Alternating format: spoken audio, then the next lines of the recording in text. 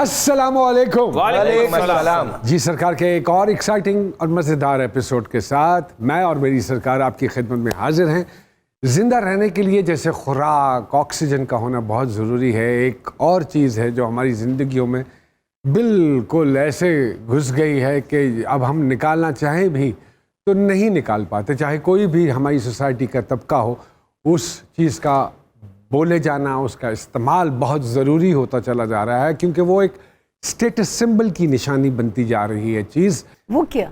और वो है अंग्रेज़ी ज़ुबान। और हम वक्त के साथ साथ उस ज़ुबान के ग़ुलाम होते चले गए हैं। थोड़ा सा ऐड कर सकते? जी ज़रूर। इतना बड़ा कॉम्प्लेक्स बन चुका है, हालांकि आप चाइनीज़ को देखें, अरेबिक्स को देखें, उनको कोई ऐसे कॉम्प्लेक्स नहीं है। बिल्कुल ऐसे ही है। मेरी एक क्लाइंट ने सिर्फ इस वजह से तलाक ले ली कि खामिद फ्लुएंट अंग्रेज़ी नहीं बोल सकता। ओए होए होए। बस ऐसे ही है। बहुत सारे केसेस है सामिया जी जहाँ पे ये चीज़ अफेक्ट कर रही है। अब देखिए ना, जब बच्चा बोलना शुरू करता है तो अब्बू ही आके उसके बच्चे के उसको कहते हैं कि आप मुझे डैडी कहो, डैड, यू नो, मासी, खाला, कितना खूबसूरत लफ्ज़ है। नहीं, आंट, आंट हालांकि चूंटी को कहते हैं, लेकिन वो नहीं, अपने आप को खुद ही छोटा करे चले जा रहे हैं हम। कुछ खाला आंट जैसी होती भी है। आहो होंदियां होंगियां पाजी, डेफिनेटली होंदियां। और आजकल के बच्चों का फ्यूचर क्या होगा जिनके सियाने बुजुर्ग हम होंगे। अच्छा तो ये बताइए, अंग्रेजी ये सबसे अच्छी बात की, अंग्रेजी की जो बात कर रहे हैं उसमें आप किसी को गाली दो, अगला बंदा इतना बुरा फील नहीं करता। हाँ, ये बहुत एक He has a point. और सर आप मुझे निचोड़ेंगे ना, कुछ ना कुछ निकल आएगा। खैर, बुलाते हैं आज के हमारे बड़े प्यारे मेहमान। Is more like a brother to me. एक बहुत ज़हीन आदमी, बड़े सुलझे हुए, तो बहुत सारी तालियों में वेलकम कीजिएगा a beautiful human being, none other than Ijaz Aslam साहब जी।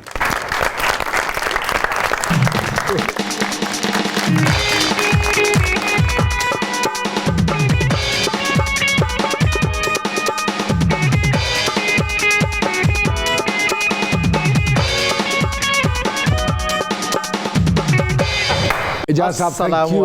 Walaikum assalam. Ijaz sahab, thank you very much for coming all the way from Karachi. I'm sure आजकल आप खासे मशहूर हैं। काम तो खैर एक्टिंग का तो जारी मसरूफ तो आप हैं माशाल्लाह ज़्यादा। प्रोडक्शन में भी हैं, फिर मैचेस भी आजकल बड़े खेल रहे हैं, क्रिकेट के भी शुदाई हैं और व्हाट नॉट।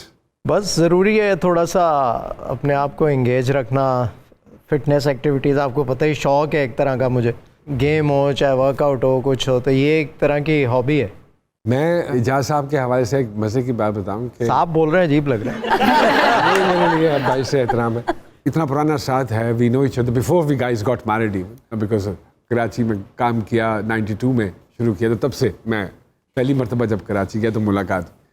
इजाज़ साहब की एक खासियत है, ये मेरे ख्याल में इंडस्ट्री के वाहिद हैं जो पहले दिन भी ऐसे थे और आज भी बिल्कुल वैसे माशाल्लाह। कैलकुलेटेड आदमी, खुराक के हवाले से, अपनी सेहत के हवाले से, अपनी वर्कआउट के हवाले से। कई दफ़ा मैं खुद भी, यार इजाज़ कुछ दस ना यार, वज़न नहीं काट हो रहा, की करा, बस फिर एक तफसील होती है इजाज़ साहब के पास। ऑनेस्टली सामिया जी, इतना कैलकुलेटेड आदमी मैंने खुराक के हवाले से नहीं देखा। और फिर माशाल्लाह आप देख लीजिए, वाह वाह, तो उसके भी नुस्खे हैं भाई के पास। वाह वाह। अरे अरे अरे अरे, बड़ी मजेदार। अब तो स्किन केयर लाइन आ गई मेरी, इन्हीं नुस्खों को, और ब्रांड, और मेरे ख्याल में उसी वजह से ब्रांड भी खोल लिया, वो नुस्खे भी दे रहे। ये तो अल्लाह बख्शे मर्दों की जुबैदा आपा है। अच्छा एजाज भाई, बरकत की शादी नहीं हो रही, इसके भी नुस्खे हैं आपके पास? बताता हूँ भी। सर इनका कुछ वजन कम करें, नहीं सिर्फ भाभी की जूते और गालियां खाते हैं, ये कम नहीं हो रहा। देखिए नसीब की बात है, आपको तो वो भी मैसर नहीं। इनको आपने कहा ना मर्दों की जुबैदा आपा, इनको मर्दों की मानूर बलोच भी कहा जाता है। मैंने कल खुद बोला था। वो मैं एक मानूर के साथ एक प्रोजेक्ट कर रहा था अभी, तो मैंने एक पिक्चर लगाई, मैंने फैसल भी था उसमें, मैं भी था, मैंने लिखा आदमियों के मानूर बलोच असली मानूर बलोच। कितने साल हो गए इजाज़ साहब? More than 25 years. More than 25। Modelling से स्टार्ट लिया था। मुतमईन है? हाँ माशाल्लाह, जो भी किया। अब ज़रा सा चेंज हो गया है पिछले कोई 5-6 सालों में, पैटर्न ऑफ वर्क हम लोगों का थोड़ा सा सोशल मीडिया जिंदगी में ऐड हो गया है काफी। उससे कोई दिक्कत हुई? नहीं, दिक्कत नहीं हुई। आपको वक्त के साथ अपने आप को थोड़ा करना पड़ता है, सा मॉडिफाई यूं कहने करना पड़ता है, या उसके अंदर आना पड़ता है, सिस्टम के अंदर। तो बस टाइम वक्त जो है वो बहुत कम हो गया है उतना ही, लेकिन कम हो गया है। और ऐसा हो गया कि आप मुस्तकिल कुछ ना कुछ करना है आपको, आप फारिग नहीं बैठ सकते। तो सर थोड़ी सी पेस बढ़ गई है। पहले थोड़ा सा इजी ज़िंदगी थी, अब बहुत चीज़ें होती हैं जिसको आपको लेके चलना होता है साथ। और अगर आप कोई काम कर रहे हो, बिजनेस कर रहे हो, तो बस फिर आप हर वक्त कुछ ना कुछ कर रहे होते हैं। सो जब से मैं अपने लाइन मैंने स्किन केयर की शुरू की, तो वो उसमें भी हर वक्त कुछ ना कुछ नई चीज़ों पे काम करना होता है ऑब्वियसली। क्या ये पूरा जैसा सेटअप बनाया हुआ है? एक बहुत बड़ा ब्रांड है, उनके साथ मैंने कोलैबोरेशन में किया, और मेरा सारा natural chemical free herbal products है। बट बिकॉज ये एक शोबा ऐसा है जिसमें आप हमेशा से बहुत ज़्यादा इंटरेस्टेड रहे हैं, so it was easy for you to go into it, ना? Yes, it was। और फिर इसमें अब मैं फूड सप्लीमेंट्स पे भी काम कर रहा हूँ, तो वो मेरी ज़रा सी रिसर्च शुरू से रही है। तो बहुत सारे ऐसे मेन इंग्रेडिएंट्स हैं जिनका मुझे पता है। क्लोथिंग की एक लाइन थी आपके पास जी, उसको क्यों छोड़ दिया? उसको इसलिए छोड़ दिया था कि कुछ बीच में प्रॉब्लम्स आए। प्रॉब्लम्स इन द सेंस, जब आप ब्रांड को बड़ा करने जाते हैं और उसके अंदर फिर और लोग आते हैं, इन्वेस्टर्स आते हैं काम बढ़ाने के लिए, तो बस वहाँ एक मुझसे कैलकुलेशन में थोड़ी सी मिस्टेक हुई और वो रॉन्ग डिसीजन हो गया एक मुझसे। तो मैंने उस वक्त उसको रोका। मैंने ये सोचा कि ब्रांड की रेपुटेशन ना ख़राब हो, तो उसको यहाँ रोक देता हूँ। अब मैंने रिसेंटली जब अपनी स्किन केयर लाइन लॉन्च की, तो ऑनलाइन है बेसिकली, तो उसमें फिर मैंने कहा अब ये चीज़ें ऐड करता जाऊँगा। तो दोबारा से मैंने उसमें क्लोथिंग शुरू कर दी। हाँ, शलवार कमीज़ वगैरह से शुरू किया। अब मेरा इरादा है मैं एक्सेसरीज़, फ्रेगरेंसेज और इन चीज़ों में उसी ऑनलाइन बिजनेस को एक्सपेंड। और प्रोडक्शन भी आप साथ साथ प्रोडक्शन भी कर रहे हैं। प्रोडक्शन को एक साल पैसे, हालांकि अपने ही दोस्तों के पास आपके फंसे हुए हैं। बिल्कुल ऐसे ही है। आपको तो पता ही है, आपके खुद फंसे हुए। फैसल कुरैशी साहब के साथ बहुत ज़्यादा दोस्ती यारी है आपकी, बहुत चोली दामन का साथ है। जैसे हमारे उज़मी भाई और बरकत साहब का बहुत गहरा एक ताल्लुक है। खुराक वो खाते हैं और लगती उनको है। नहीं सर, बरकत नाम उनका है, इधर बड़ी उधर हुई है। तो फैसल साहब के साथ भी इसी तरह अरसा गुजर गया। फैसल के साथ बहुत अच्छी दोस्ती है, क्योंकि हमने इत्तेफाक ऐसा है कि सबसे ज़्यादा अगर मैंने किसी के साथ प्रोजेक्ट किया तो फैसल के साथ किया। साहब के साथ वो जब काम अब हर वक्त इतना, एक हमने सिटकॉम होता था हमारा मैं और तुम, वो कोई 3-4 साल चला है बस। उसके बाद फिर हमने वो ऐसा एक ब्रांड बन गया था कि उसके बाद फिर सीरियस प्रोजेक्ट्स भी हमने काफ़ी सारे साथ किए। ट्रैवल भी अक्सर कुछ चीज़ें हो रही होती हैं, अवार्ड्स हो गए, इवेंट्स हो गए। मोटरसाइकिलिस्ट भी हैं भाई साहब। बिल्कुल। वो भी साथ साथ वो भी शौक पाला हुआ है। पूरा ग्रुप निकलता है सर रात में वहाँ। हाँ जी। लेफ्ट हैंड से और नहीं, दिन में भी निकलता दिन में, लेकिन रात में ज़्यादा आप लोग थोड़ी है। जी के बाद। फातिमा जी कुछ कहना चाहते हैं? मान सर, आपने फैसल कुरैशी सर की बात की है। पिछले दिनों उन्होंने ट्वीट किया हुआ था कि अल्लाह इन जैसा दोस्त सबको दे। तो ये क्या स्टोरी है उस ट्वीट की? बस वैसे ही उसने भी अपना एक ब्रांड लॉन्च किया है। तो अब जब कोई दोस्त यार लॉन्च करता है कोई चीज़, तो हमारा फ़र्ज़ बनता है कि हम उसको सपोर्ट करें। इस वजह से फैसल ने लगाया था कि मैंने उसको यही कहा, मैंने कहा भाई फुल सपोर्ट, जहां मैं अवेलेबल हूं और जहां तुम बोलोगे हाजिर हूँ। तो वो उसने कहा यार ये बहुत, क्योंकि जब हम करते हैं कोई चीज़ लॉन्च तो फिर उस वक्त बहुत सारे लोगों का पता भी चलता है। तो ये दोस्ती होती है। मैं और नुमान जो है वो मिलते बहुत कम है, लेकिन मोहब्बत और प्यार ऐसा है। अब जैसे ही मैं इसको मैसेज करूंगा ना, ये कह के मारता हुआ वॉइस नोट आता है। क्या बात है एजाज भाई, मोहब्बत किस हद तक करते हैं और नफरत किस हद तक करते हैं? नफरत नहीं करता, मैं साइड पे हो जाता हूँ। मोहब्बत किस हद तक करते हैं, चलें ये बताएं। मोहब्बत ही मोहब्बत है भाई। आप किस हद तक महसूस कर रहे हैं? लेकिन एजाज सर, आप मैसेज का रिप्लाई अगर आपको कोई ना करे तो फिर उसका इजहार आप कैसे करते हैं? देखें, ये भी एक मोहब्बत होती है ना दोस्तों से। अगर आप किसी से कोई बात कर रहे हैं, पूछ रहे हैं, और वो जो है आपको लगे कि इग्नोर कर रहा है, तो आप कहते हैं यार दोस्त है मेरा, मैं इससे शिकवा तो नाराज हो जाता है। हर एक से नहीं करता। मुझे ऐसा लगता है मुखलिस दोस्त के अंदर इतना प्यार छुपा हुआ होता है जितना ख्वाजा सरा के अंदर डांस है। एक छोटी सी ब्रेक लेते हैं और ब्रेक के बाद दोबारा जी सरकार में हाजिर होते हैं। एजाज असलम साहब हमारे साथ मौजूद हैं, कहीं मत जाइएगा।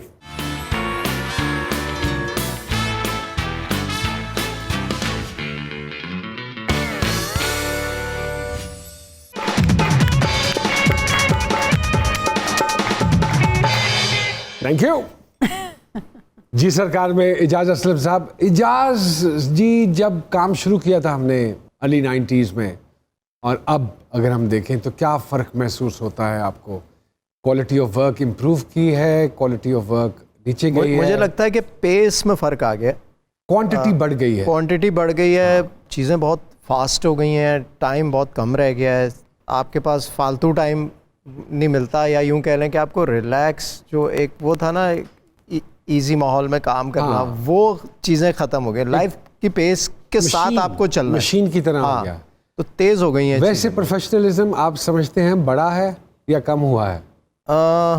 दोनों चीज़ें हैं, बड़ा भी है और कम भी हुआ है। कई जगह पे बड़ा है, कई जगह पे कम हुआ है। जो लोग ज़रा थोड़ा अरसा पहले आए हैं वो अभी भी काफ़ी प्रोफेशनली काम कर रहे होते हैं। जो बिल्कुल रीसेंट, उसमें कुछ 1% ऐसी है लोगों की, थोड़ा सा उनको टाइम लगेगा उस सही जगह पर आने में, जहाँ पर आपको ये लगे कि यार ये प्रोफेशनली काम कर रहे हैं। या बहुत हर दौर में रही है ऐसी 1%, 5 to 10%।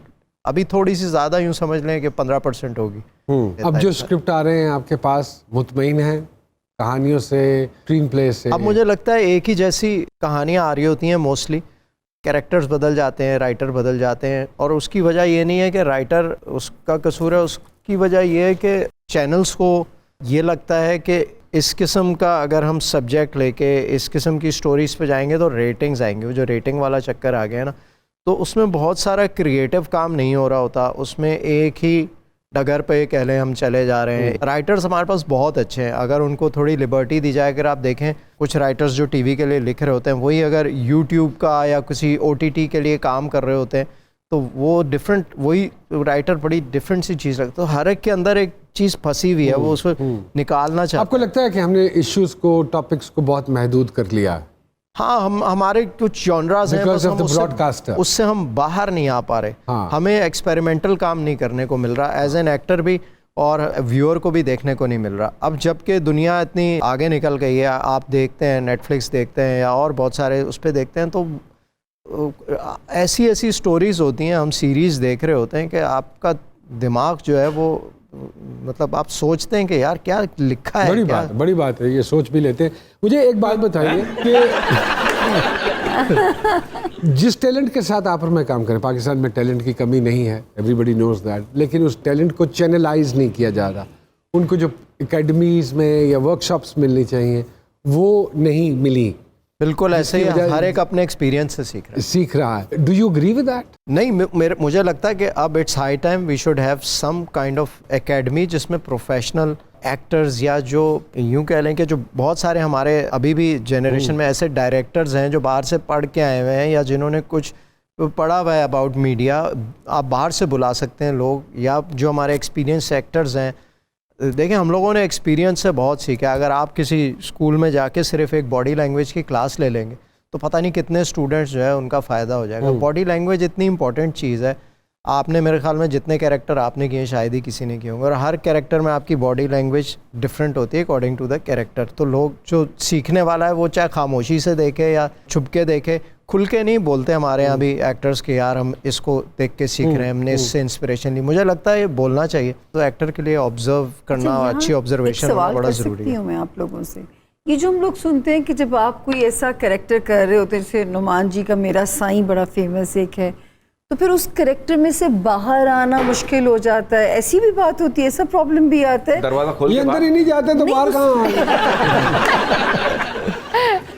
बहुत कोई इमोशनल कोई चीज़ आप कर रहे होते हैं ना, और एक गो में कर रहे होते हैं, मतलब आपने 3 महीने एक चीज़ को किया, एक कैरेक्टर को किया, तो ऑब्वियसली वो आपके सिस्टम में आ जाती है चीज़। अच्छा नोमन, मैं आपसे एक बात, क्योंकि बाद में काफी दिनों से सोच रहा हूँ, जब से मैं इस प्रोग्राम को मैंने ज्वाइन किया। जी, आपने माशाल्लाह इतना कुछ अचीव किया, माशाल्लाह इतनी नॉलेजेबल, 35 साल हो गए आपके कैरियर में माशाल्लाह। तो इतना कुछ अचीव करने के बाद, इतना कुछ एजुकेशन, इतना कुछ नॉलेजेबल हस्ती होने के बाद फायदा क्या? अब हम तीनों के साथ बैठे नुमान सर इसका जवाब दे। नहीं, आप बैठे हमारे साथ है, इसके बारे में आप इनके साथ बैठे। वो तो है, वो तो हम बैठे हैं। ये तो सोचने की बात है और समझने की बात है। अच्छा नुमान भाई, आप इनकी बातों में नहीं जाइएगा, ये मेरा भाई है, ये कुछ भी कह सकता है। नहीं, मैं आपको एक बात बताऊं इनके बारे में। स्पाइडरमैन का रोल सबसे पहले इनको ऑफर हुआ था। अच्छा। उन्होंने कोशिश तो बहुत की, मगर स्पाइडरमैन का ड्रेस इनको आया नहीं। बताया ना, थोड़ा टाइट था। थोड़ा नहीं, फिर मैंने स्पाइडर वुमन किया। कुछ ना कुछ तो करना था। उधेड़ उम्र की स्पाइडर। सर मेरे तवज्जुल से आप ये सवाल पूछे ना सर, फिल्मों में क्यों नहीं आ रहे? अरे हाँ, इजाज साहब ने फिल्में की हैं, शायद आपकी नॉलेज में नहीं है। कितने? इन्होंने 2-3 शादी की फिल्में की हैं। मैं बताता हूँ, इसका जवाब देता हूँ। जब मैंने अपना स्टार्ट किया करियर तो बहुत फिल्मों की ऑफर्स आती थी, लेकिन मैं उस वक्त करना ही नहीं चाहता था, क्योंकि मुझे एक शाइनेस थी कि डांस करना और वो सब चीज़ें, पता नहीं क्यों मुझे लगता था मैं शायद कर ही नहीं पाऊँगा। वो बहुत मुझे एक शाइनेस थी। वो टाइम छोड़ दिया, नहीं की, फिर लोगों को लगा नहीं करनी। अब फिल्में बनना शुरू हुई हैं तो अब कोई ऑफर नहीं हुई कुछ। जब सीख लिया तो ऑफर नहीं हुई। डांस सीख लिया इसके बाद? अब मैंने नहीं, डांस नहीं सीखा। एक मैंने फिल्म की हुई है अभी, वो बहुत ज़बरदस्त फिल्म है इंशाल्लाह। और उसके प्रोड्यूसर में आसिफ भाई और आहद रज़ा मीर हैं। वो एक कैलाश वैली और कैलाश के लोगों के ऊपर बहुत इमोशनल, बहुत ही एक नए बच्चा 22 साल का लड़का, उसने वो लिखी भी और शूट भी इतनी खूबसूरत की। उसका नाम ही है कैलाश। तो उसमें डांस किया आपने? नहीं, डांस बोल रहा हूँ भाई। बात तो डांस पे नहीं बोल रहा। अच्छा, अभी हीरोइन की बात की, अभी जो बात हो रही थी, हमारी एक बहुत बड़ी हीरोइन है। मैं आप सच्चा वाकया, इसने उनको फूल दिया ना, तो ना ऐसी ही खुशी में इसको हक कर लिया, ये भागने लगा। वो कह रही कहाँ जा रहे हैं? कह रहे 10 मिनट रुके, गुलदस्ता लेकर आता हूँ। जी, तो एजाज भाई हीरोइन भी है आपके साथ उस फिल्म में? हीरो है ना? नहीं, हीरो है। आप बेवकूफों वाली बात करेंगे तो मैं क्या करूं? सर मैं पूछना चाह रहा हूँ ना, मुझे भी तो मालूमात आपको हो। मतलब है कैलाश में बनी है तो साथ कोई हीरो कैलाश होगा? नहीं, हीरोइन कोई कौन है मैं पूछ। माँ बाप और बच्चों की स्टोरी है। अच्छा अच्छा अच्छा। तो मैंने उसमें बाप एक है जिसका कैरेक्टर किया, और माँ में एंजेलिन है, और बच्चे कैलाश के ही हैं, बाकी सारे लोग कैलाश के हैं। अल्लाह पाक कामयाबियां अता फरमाए। इजाज़ साहब, आजकल बहुत ट्रेंड है जो सोशल मीडिया पे हम देखते हैं, हमारे बहुत सारे अदाकार जो हैं जिनका टर्की आना जाना है, वो एक ऐसी कोई सिनेरियो बिल्डअप हो रहा है जैसे अर्तुगरुल पार्ट 5 जो सीज़न 5 या सीज़न 6 शायद पाकिस्तान बनाएगा, और उसके लिए हमारे बहुत सारे फनकार जा आ रहे हैं, प्रेस कॉन्फ्रेंसेस हो रही हैं। आपका भी कोई उसमें हाथ है? नहीं, मेरा कोई हाथ नहीं है। टांग है? हालांकि एजाज साहब का हाथ तो माशाल्लाह, दिखाइए जरा, हाथ दिखाइए। मैं हर शो में कहता हूँ, एक बार दुआ मांगते 7 बार कबूल होती है। माशाल्लाह। बच्चों में किसी को इंटरेस्ट इस मीडिया की तरफ आने का? बेटे को? बेटा है मेरा, very उसको handsome। फिल्म मेकिंग पढ़नी है, उसको शौक है। अच्छा और लगता है कि करेगा वो। अच्छा। हाँ वो, लेकिन उसको बिहाइंड द कैमरा, उसको टेक्निकल कैमरा, इन चीज़ों का बहुत शौक, गैजेट्स। और वो अभी उसने मीडिया कोर्स भी किया हुआ है, तो वो करता है, उसको शौक है, छोटी छोटी अपनी बनाता है। अच्छा, वेरी गुड चीज़ें। तो वो पढ़ेगा, जब डिग्री करेगा तो फिर इंशाल्लाह ताला जी, इंशाल्लाह फ्यूचर इस मुल्क का तो उन्हीं बच्चों के पास ही है। हम तो अपनी अपनी इनिंग्स तकरीबन बस अब वो क्या कहते हैं बोनस पे चल रहे हैं।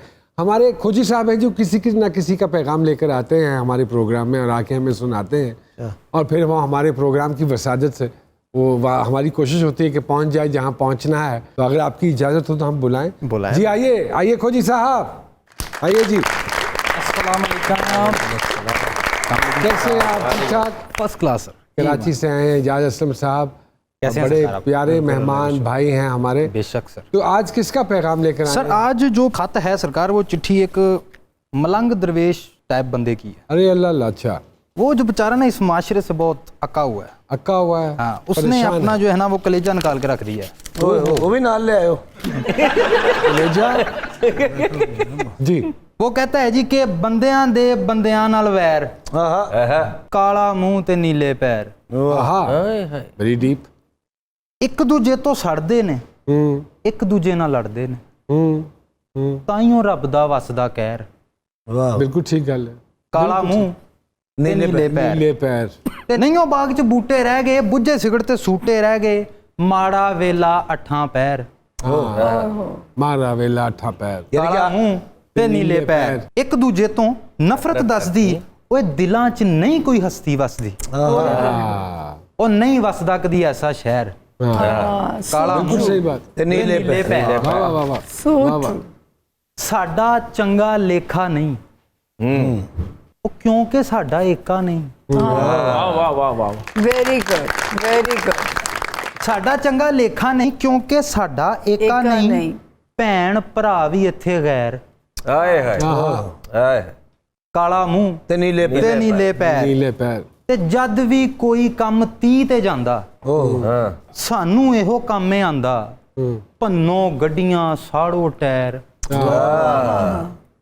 ਕਾਲਾ ਮੂੰਹ ਤੇ ਨੀਲੇ ਤੇ ਨੀਲੇ ਪੈਰ ਤੇ ਭਾਈਆ ਛੱਡਦੇ ਕਲਮ ਕਹਾਣੀ हाँ ਭਾਈਆ ਛੱਡਦੇ ਕਲਮ ਕਹਾਣੀ ਦੁਨੀਆ ਯਾਰਾ ਬੜੀ ਸਿਆਣੀ ਓਏ ਉੱਤੇ ਸ਼ਹਿਦ ਤੇ ਅੰਦਰ ਜ਼ਹਿਰ ਕਾਲਾ ਮੂੰਹ ਤੇ ਨੀਲੇ ਪੈਰ। यानी ऊपर हनी। कहते हैं ना कि शायद कि तेरे दिल में उतर जाए मेरी बात, अगर ऐसी बातें हमारे दिलों में उतर जाएं और हम समझ जाएं कि क्या कहना चाह रहे थे, क्या बात है। तो बिल्कुल इस मुल्क के हालात बदल जाएं। हाय हाय तो अल्लाह पाक हम सबको हिदायत अता फरमाए। एक छोटी सी ब्रेक लेते हैं जी सरकार में और दोबारा आपकी खिदमत में हाजिर होते हैं।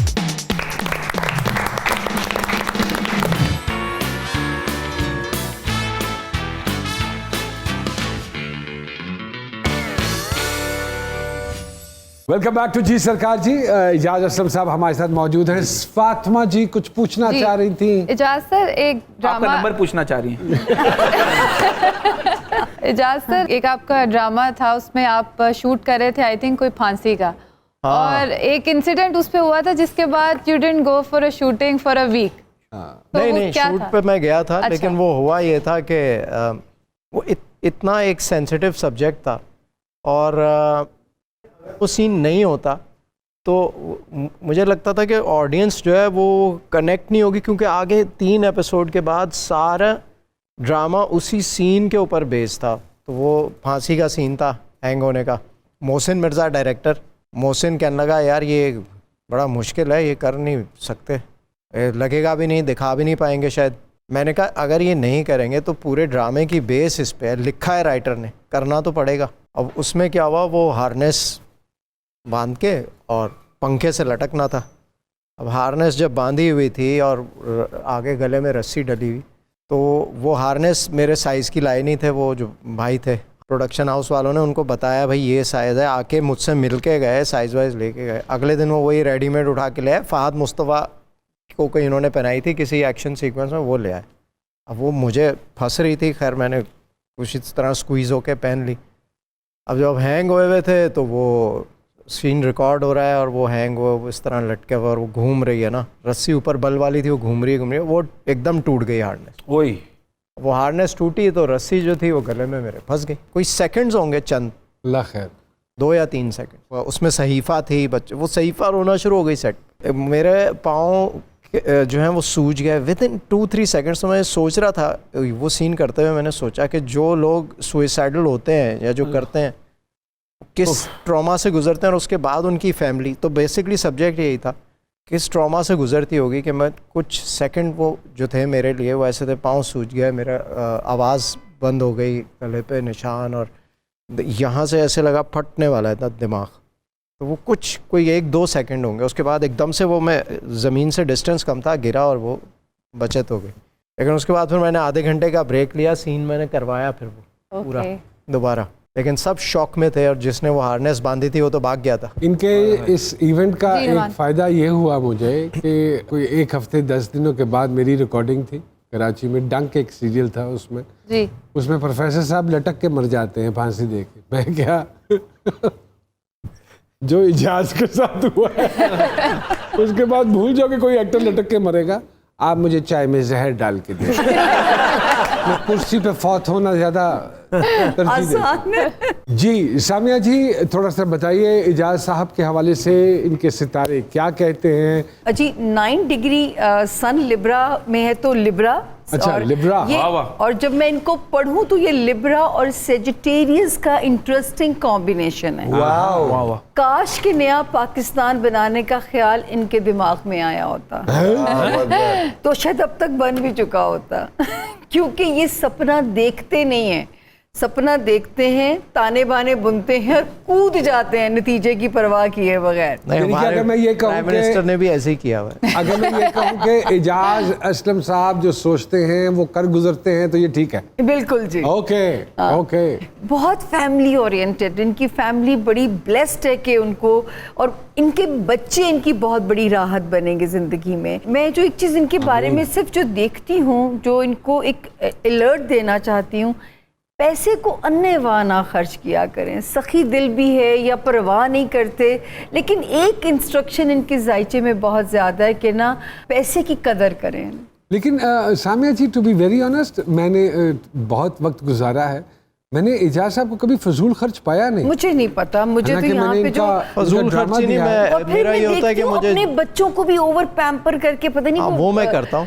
ओवर पैम्पर और करके दूसरा है उनका कि जो मिजाज मुझे भी चीज़ पसंद आ जाए ना, तो चाहे वो उसके लिए मुझे स्ट्रगल करनी पड़े काम, वो मैं फोकस कर लेता हूँ ना कि यार ये this is what I have to get, तो वो फिर मैं बस हर सारी एनर्जी उस तरफ लगा देता हूँ। हाँ लेकिन वो एक शौक की बात है, उस पर स्पेंड करना। लेकिन सर मैं मतलब कि आपको मैंने फजूल खर्ची करते नहीं देखा, हालांकि हाँ, मैंने लेकिन हाथ खुला है जब कहीं अगर किसी जगह गया हूँ सर शॉपिंग फैमिली करने, इनकी तो बड़ी वो प्रायोरिटी है। रेजिस्ट नहीं करता बस। हाथ तो सर आपका बहुत खुला है माशाल्लाह। और जो एक बार देखती हूँ कि मोटिवेशनल स्पीकर अच्छे बन सकते हैं। ऐसा ही है। बहुत टाकरा होता है ऐसे लोगों से जो आते हैं और जो फिर इंस्पायर होते हैं। बात करता हूँ जब, क्योंकि मैं सारी जो भी बात करता हूँ अपने एक्सपीरियंस से, जो अपने साथ वही मैं, अगर किसी को उससे कोई फ़ायदा हो रहा है तो वो बड़े अच्छी डिटेल में समझा देता हूँ। So I try to pass it on.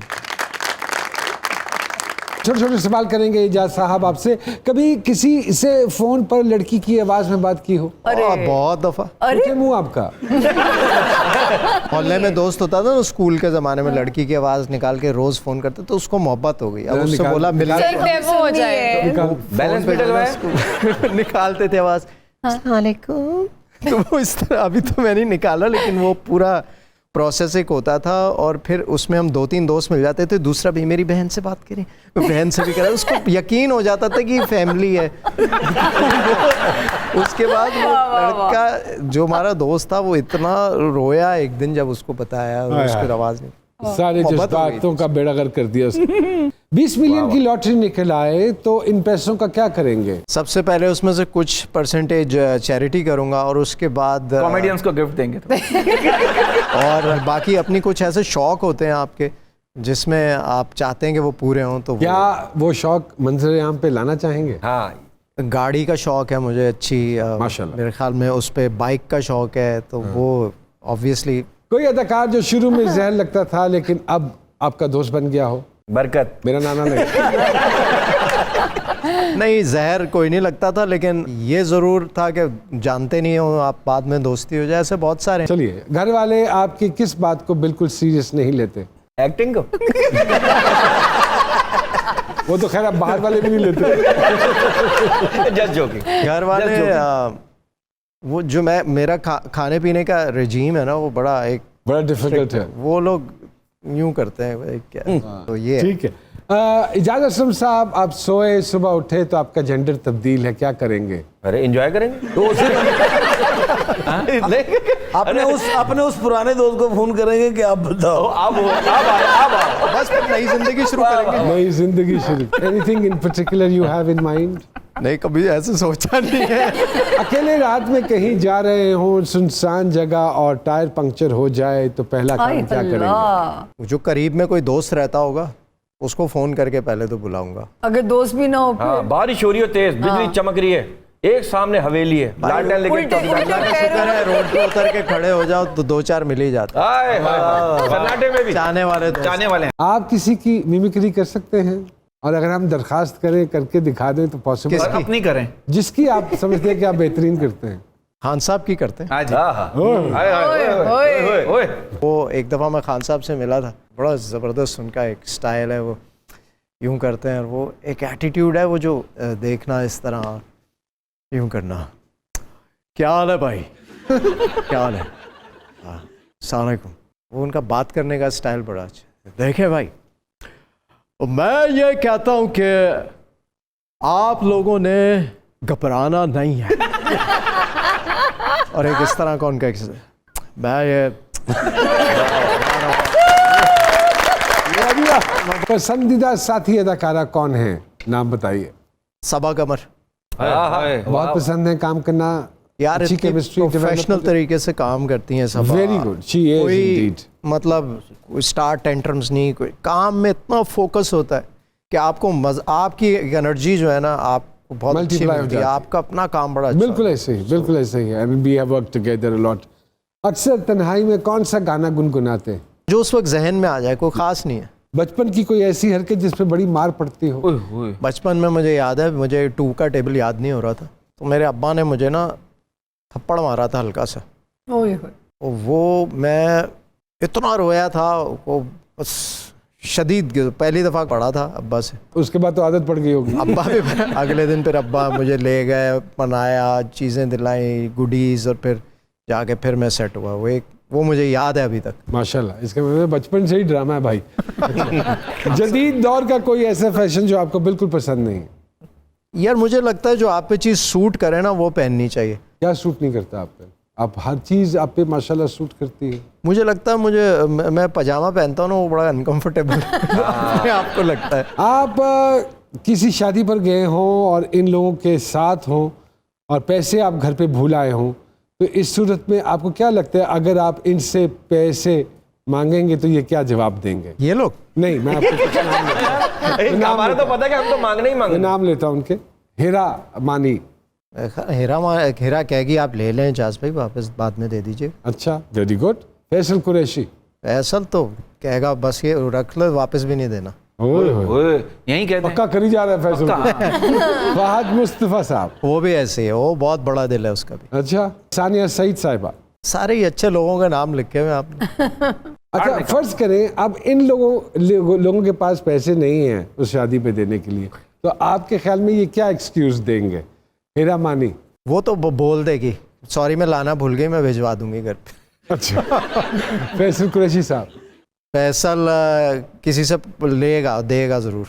यार वो मुझे दो करने हैं अभी। अच्छा। या किसी से मंगवाएगा। सानिया सईद साहिबा। सानिया बोल देंगी कि सुनो मैं लाई नहीं तो मैं घर पे गिफ्ट भिजवा दूंगी। ओके। किसी दिन मेरा ब्याह होएगा, इसमें जो किरदार आपने किया था चौधरी नज़ाकत चौधरी का, अगर कहें कि इस लहजे में कुछ डायलॉग बोल के सुनाएं तो पॉसिबल है? यार ये चौधरी जो है ना ये बड़ी कोई कमाल चीज़ है। देख मैं इंग्लिश जो है ना वो ऐसी हाई लेवल की बोलता हूँ, किसी को समझ नहीं आती, ऐसी गुजर जाती। उसमें जो है ना मैं ड्रामे में अपनी कुछ इडियम्स बनाता था, अपनी कुछ चीज़ें बनाता था जो कि मतलब लिखी नहीं होती थी। जैसे एक दफ़ा मैंने उसमें वर्ड बनाया, वो कहता है वो तुझे पता है ऑटोमेटिकली का जो है वो उर्दू में क्या कहते हैं इसको? वो फैसल का कैरेक्टर कहता है क्या कहते हैं? कहता है रक्शे में गंजी, ऑटो में टकली। इस तरह की मैं चीज़ें ना खुद बनाया करता था, वो पता नहीं क्या जोन था। कुछ आने वाली नई जनरेशन को कहना चाहेंगे जो इस मीडिया में आना चाहती है? इजाज़ा सिर्फ इस प्रोफेशन में नहीं बल्कि जहाँ भी इंसान जब डिसाइड कर लेना तो वो उसको फोकस रखना चाहिए। मैंने कई दफ़ा देखा है लोग मिलते हैं उनका ये होता है यार आज आए और कल हम सुपरस्टार बन जाए। एक प्रोसेस है जिससे आप जब तक नहीं गुजरेंगे आप किसी भी फील्ड में हो, किसी भी प्रोफेशन में हो, उसकी पीक पे नहीं पहुंच सकते। तो वो पहला स्टेप लेना बहुत ज़रूरी है। जब तक आप सीढ़ी पे पहला स्टेप लेकर चढ़ेंगे नहीं तो आखिर तक कैसे जाएंगे? तो बस ये है कि फोकस अपना लूज ना, बगैर चक्की में पिसे कैसे आप आटा बन पाएंगे। Thank you very much Ejaz Aslam साहब। इंशाल्लाह जी सरकार के अगले एपिसोड के साथ मैं और मेरी सरकार आपकी खिदमत में एक मरतबा फिर से हाजिर होंगे। अपना तब तक ख्याल रखिएगा। गर्मी ज़्यादा है, बाहर निकलिए लेकिन ज़रा ठंडा कपड़ा सर पे रख के निकलिए और तरबूज खाएं। स्पेशली वो लोग जिनके सर पे बाल बहुत कम है, और तरबूज ज़रूर इस्तेमाल कीजिए। खरबूजा खाइए क्योंकि उसमें ग्लूकोज होती है, उसमें पानी होता है और वो आपको स्ट्रोक से, इस हीट से बचाएगा। अल्लाह हाफ़िज़।